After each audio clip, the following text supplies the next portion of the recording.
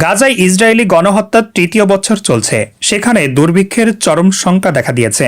গাজার ২০ লাখের বেশি মানুষ এখন ক্ষুধা ও মৃত্যুর মুখোমুখি। ভয়াবহ এই পরিস্থিতিতে গাজার মায়েরা এক অন্তহীন সংগ্রামের মুখোমুখি হয়েছে। তারা এই কঠিন পরিস্থিতির মধ্যেও পরিবারের জন্য খাবার সংগ্রহ করছেন এবং তাদের জীবন রক্ষায় ভূমিকা রাখছেন। ইসরায়েলের কঠোর নীতির কারণে গাজা উপত্যকায় খুব সামান্য খাদ্য সামগ্রী প্রবেশ করছে। গাজার মায়েরা মশলাযুক্ত উপাদেয় খাবারের পরিবর্তে কোন রকম ক্ষুধা নিবারণের চেষ্টা করছেন।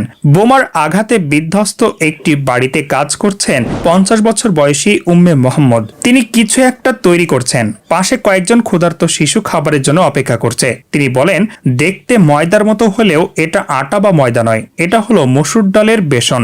এটা দিয়ে তিনি রুটি তৈরি করবেন ছোট নাতিপুতির জন্য।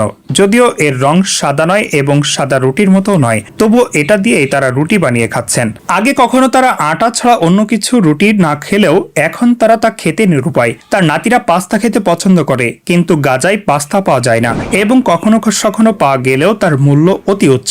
বেসনের শক্ত রুটি খেয়ে শিশুদের দিন কাটছে। অনেক সময় তাদের জন্য এই রুটিও ব্যবস্থা করতে পারেন না।